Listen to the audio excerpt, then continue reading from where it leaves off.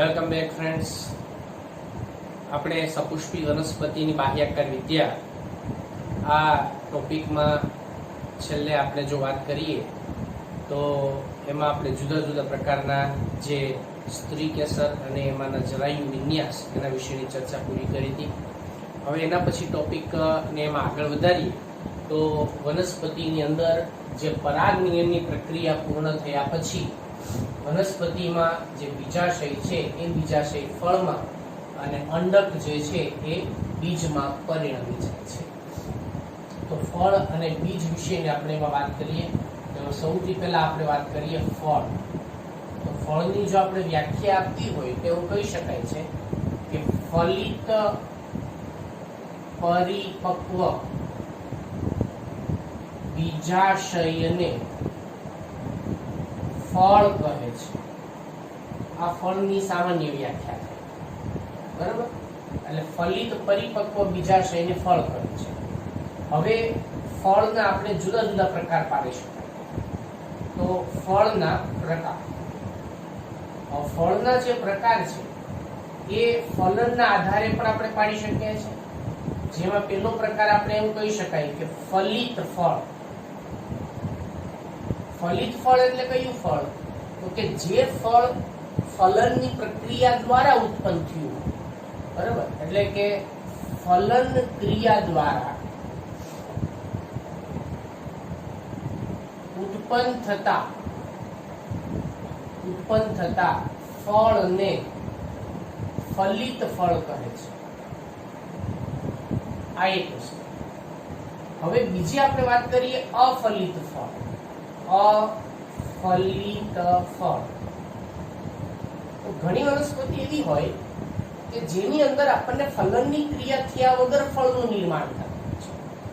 એટલે ફલન ક્રિયા વગર એમાં ફળનું જો નિર્માણ થાય, બરાબર, તો તેને અપરાગિત ફળ અથવા અફલિત ફળ તરીકે ઓળખવામાં આવે છે. એટલે ફળના આધારે આપણે ફળના આવા પ્રકાર જે છે એની અંદર એ પણ પાડી શકીએ છીએ. બીજી જો આપણે વાત કરીએ તો ફળના જે પ્રકાર છે એ પ્રકાર એની ઉત્પત્તિના આધારે પણ પાડવામાં આવે છે. ઉત્પત્તિના આધારે જો આપણે વાત કરીએ તો એમાં સાદા ફળ, સંયુક્ત ફળ, સમૂહ ફળ આવા જુદા જુદા પ્રકાર એની અંદર પણ પાડી શકાય છે. હવે ફળના ભાગો કયા કયા છે એના વિશેની આપણે વાત કરીએ તો જે કોઈ પણ ફળ છે, બરાબર, એ ફળના ભાગો તો એમાં સૌથી પહેલા છે ફલાવરણ. ફલાવરણ. હવે જે કોઈ પણ ફળમાં ફળનું જો કોઈ સૌથી બહારનું આવરણ હોય, બરાબર, એમાં સૌથી બહારનું આવરણ, તો એ આવરણને શું કહેશું આપણે? એને ફલાવરણ કહે છે. એટલે ફળનું સૌથી બહારનું આવરણ હોય ને એને આપણે ફલાવરણ તરીકે ઓળખીશું. હવે આ ફલાવરણ એ બે અથવા તો અલગ અલગ જે તે ફળના આધારે એના આપણે ફલાવરણના અલગ અલગ એમાં પાડી શકાય પ્રકાર. જેમ કે બાહ્ય ફલાવરણ છે, મધ્ય ફલાવરણ છે, અંતઃ ફલાવરણ છે, બરાબર? એવા અલગ અલગ એની અંદરના પ્રકાર પાડી શકાય. જો ફલાવરણ શુષ્ક હોય તો તે ફળને શુષ્ક ફળ કહે છે.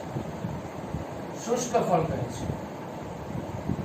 ઉદાહરણ તરીકે જો આપણે વાત કરીએ તો ઘઉં છે, બાજરી છે, બરાબર, એ બધાનો સમાવેશ એની અંદર થઈ શકે છે. એને શુષ્ક ફળ કહેવાય. હવે બીજું, જો આ ફલાવરણ એ માંસલ હોય, માંસલ અથવા તો દળદાર, તો તેને આપણે કેવું ફળ કહીએ છીએ? તો કે માંસલ ફળ કહે છે. માંસલ અથવા તો રસાળ ફળ કહે છે. ઉદાહરણ તરીકે જો આપણે વાત કરીએ એની અંદર તો તમે બધા જાણો છો ભાઈ, કેરી, જેમાંથી રસ નીકળી શકે એવા ફળ, બરાબર, એને માંસલ ફળ તરીકે ઓળખવામાં આવે છે. હવે કેરીની અંદર જો આપણે વાત કરીએ તો માંસલ ફળના જે પ્રકારો છે એમાં કેરીનો સમાવેશ જે છે એ આપણે એની અંદરના અષ્ટીલા પ્રકારના ફળની અંદર કરવામાં આવે છે, બરાબર. એટલે ધારો કે કેરીની અંદર જો આપણે વાત કરીએ તો એમાં આપણને અલગ અલગ પ્રકારના આવરણોની જે રચના છે એ આવરણોની રચના આપણને એમાં જોવા મળતી હોય છે. જેમાં કેરીની ઉપર સૌથી બહારનું જે આવરણ છે, બરાબર, જે આપણે કાચી કેરી હોય તો લીલા રંગનું હોય, પાકેલી કેરી હોય તો પીળાશ પડતા રંગનું હોય, એને આપણે બાહ્ય ફલાવરણ તરીકે ઓળખી શકાય. તો આ છે બાહ્ય ફલાવરણ, જે ત્વચીય હોય છે, બરાબર. હવે એના પછી એનો જે મધ્ય ફલાવરણ, એટલે જે આપણે એનો ગળ કે અથવા તો આપણે એનો રસ તરીકે જેને ઓળખી શકાય એને આપણે શું કહેવાય, તો કે એનું મધ્ય ફલાવરણ. અને એમાંથી પ્રાપ્ત થતી જે આપણને ગોટલીની એનો કડક ભાગ, બરાબર, એને આપણે કહીએ છીએ એનું અંતઃ ફલાવરણ. એટલે બાહ્ય ફલાવરણ છે ને આ એ ત્વચીય છે, આ મધ્યનો ભાગ એનું રસાળ ફલાવરણ, જેને આપણે એનું મધ્ય ફલાવરણ તરીકે ઓળખી શકાય. આ મધ્ય ફલાવરણ. અને આ સૌથી અંદરનું અને એકદમ કડક હોય છે, ગોટલી ઉપરનો જે કડક ભાગ આપણને જોવા મળે છે એને આપણે એનું અંતઃ ફલાવરણ તરીકે ઓળખી શકાય. અને એની અંદરના ભાગે આપણને શું જોવા મળે છે, તો કે બીજની રચના જોવા મળે છે. તો કેરી જે છે, બરાબર, એમાં કેરી આ રીતે નાળિયેર છે, એ બધાનો એનો સમાવેશ આપણે માંસલ અષ્ટીલા પ્રકારનું જે ફળ છે એ અષ્ટીલા ફળમાં કરવામાં આવે છે, બરાબર, એની અંદર કરવામાં આવે છે. હવે જો આ બાબત આપણે અહીંયા જે ઉદાહરણ તરીકે આપણે લીધું છે કે નાળિયેરનો સમાવેશ જો એની અંદર કરવામાં આવે તો એમાં રચના કેવા પ્રકારની જોવા મળે છે એ આપણે થોડું સમજીએ. નાળિયેરની અંદર જો આપણે વાત કરીએ તો નાળિયેરમાં ધારો કે આપણે એમાં એક નાળિયેરની વાત કરીએ, સૌથી બાહ્ય આવરણ જે છે નાળિયેરની ઉપરનો જે લીલો ભાગનું આવરણ, લીલા રંગનું જે આવરણ છે, બરાબર, નાળિયેરનું, એ કયું આવરણ થયું, તો કે એનું બાહ્ય ફલાવરણ છે. આ એનું બાહ્ય ફલાવરણ છે.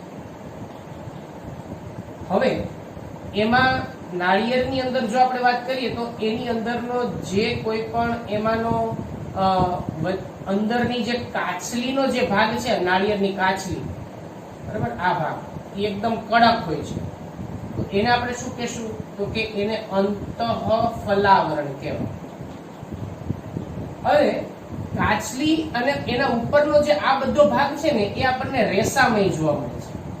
આ બધો કેવો ભાગ હોય એમાંનો, તો કે એ રેસામય જોવા મળે છે. આ ભાગ રેસામય હોય છે.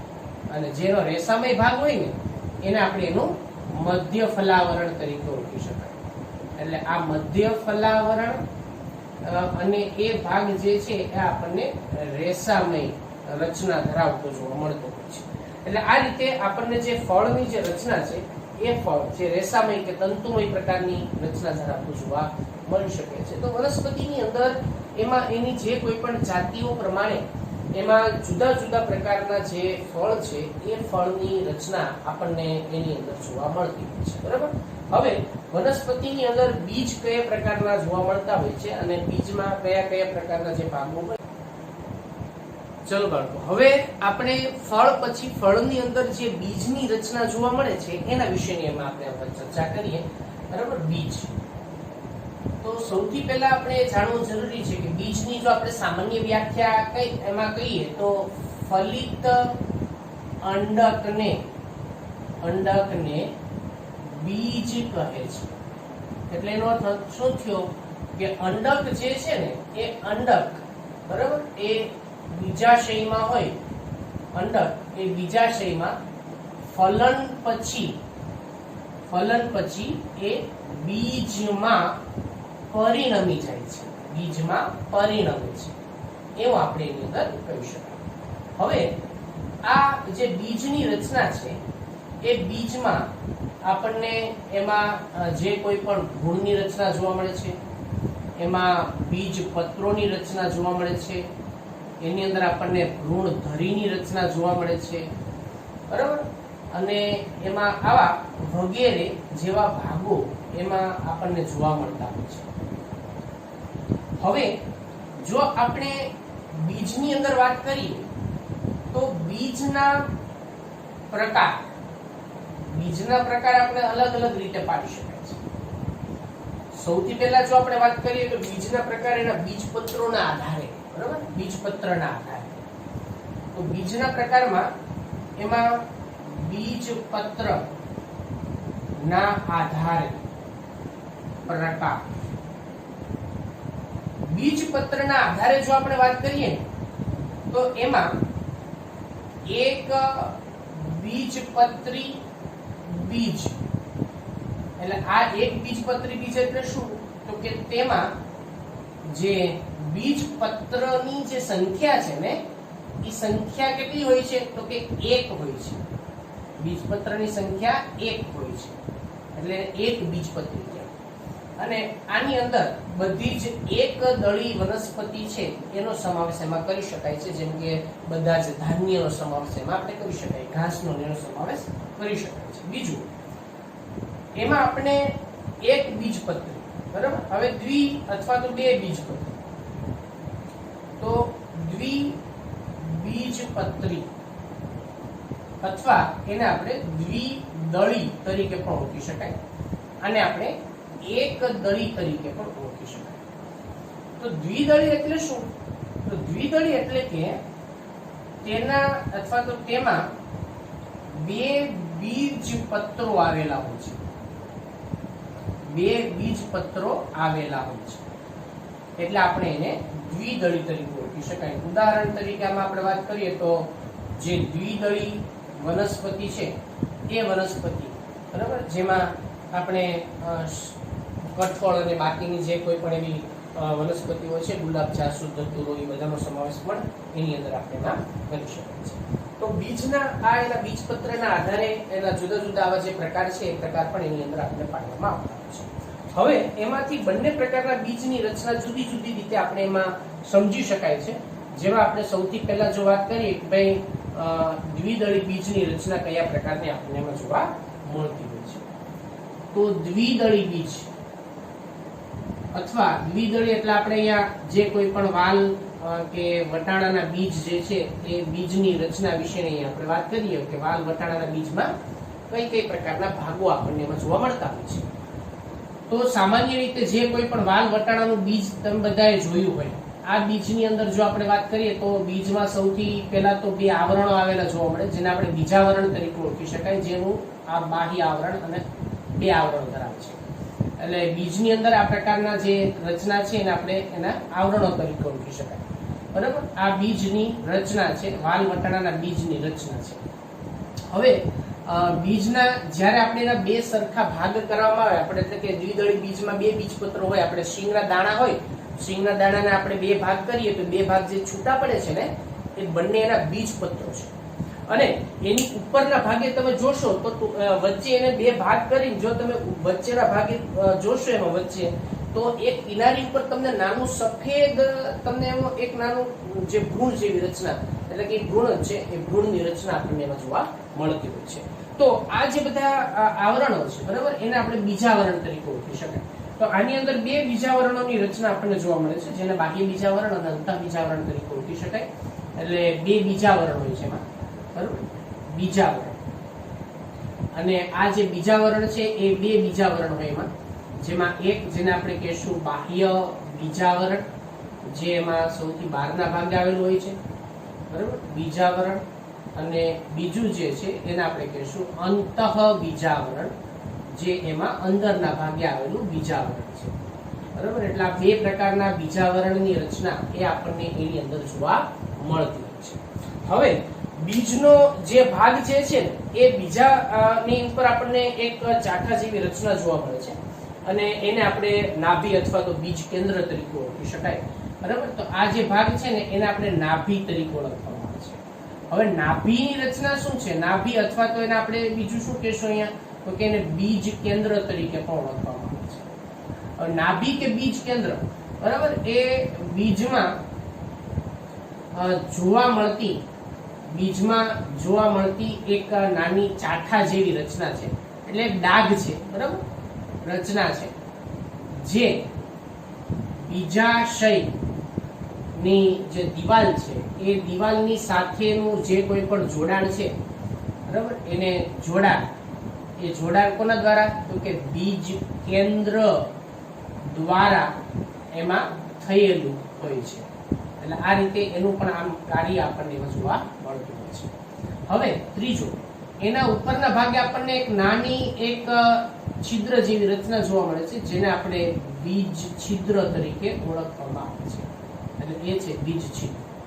તો બીજ છિદ્ર છે એ એનો જે ડાઘ જે આપણને નાભિક બીજ કેન્દ્રની ઉપરના ભાગે આવેલું છે. એટલે બીજ કેન્દ્ર ના ઉપરના ભાગે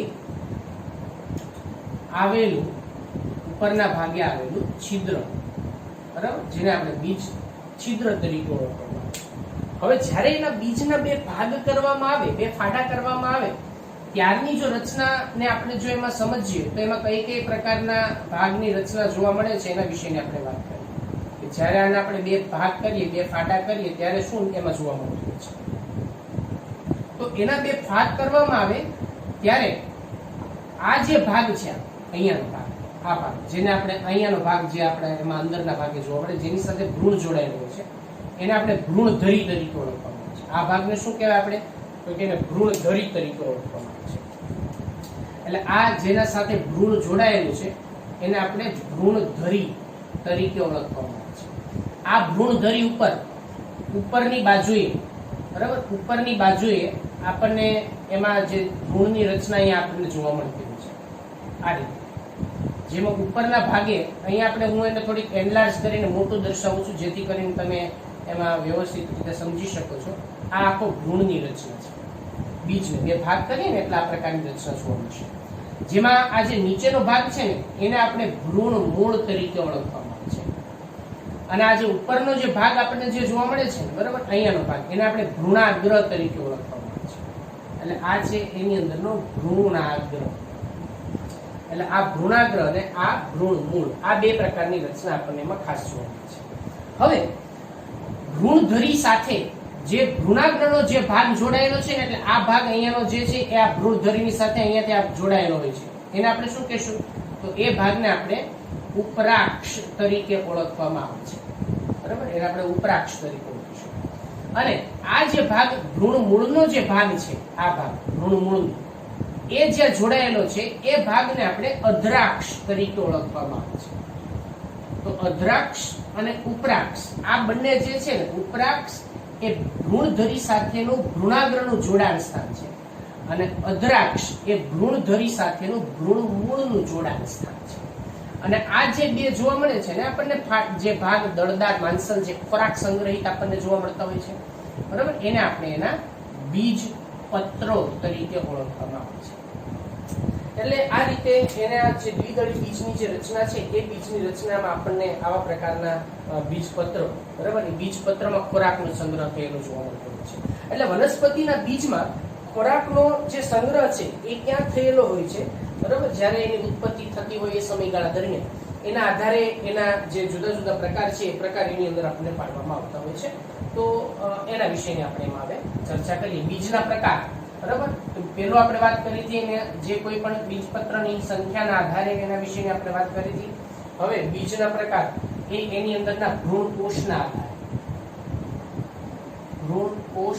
આધારે, બરાબર, તો ભ્રૂણકોષના આધારે એના બે પ્રકાર પડશે. એક જેને આપણે કહીશું ભ્રૂણકોષી બીજ, અને બીજા જેને આપણે કહીશું અભ્રૂણકોષી બીજ.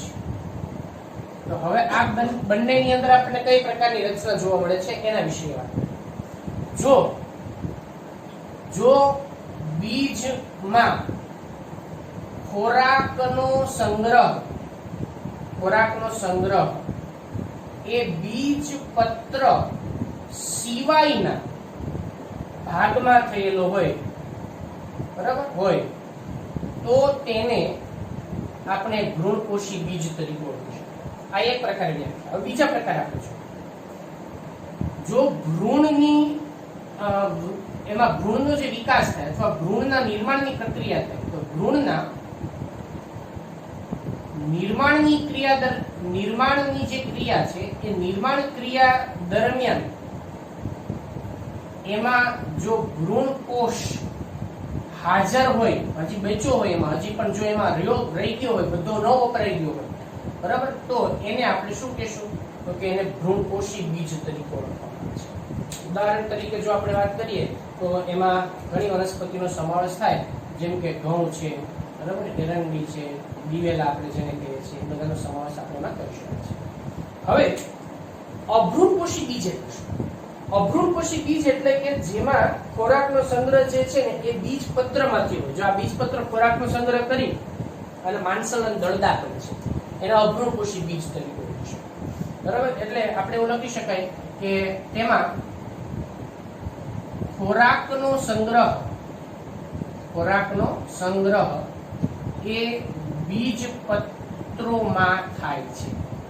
એટલે એનો અર્થ એવો થાય કે ભ્રૂણની અંદર કોષ હવે બાકી બેચો નથી. બીજી રીતે આપણે કેવું હોય તેવું કહી શકાય કે ભ્રૂણના જે કોઈ પણ નિર્માણ દરમિયાન અથવા ભ્રૂણ વિકાસ દરમિયાન એમાં બધો જ ભ્રૂણ કોષ બરાબર એ એમાં વપરાઈ ગયો હોય અને જો એમાં બેચો ન હોય, વેધો જ ન હોય, તો તેને આપણે અભ્રૂણકોષી બીજ તરીકે ઓળખી શકાય. જેમ કે વાલ વટાણા, બરાબર, એનું ઉદાહરણ છે વાલ છે, વટાણા છે, શીંગ છે, મગફળી છે, આ બધા જેને આપણે તમે જે ઉદાહરણ તો દ્વિદળી બીજની જે રચના છે એ દ્વિદળી બીજની રચના અને દ્વિદળી બીજના જે કોઈ પણ એમાંના ભાગો છે એ બધા વિશેની આપણે ચર્ચા કરી.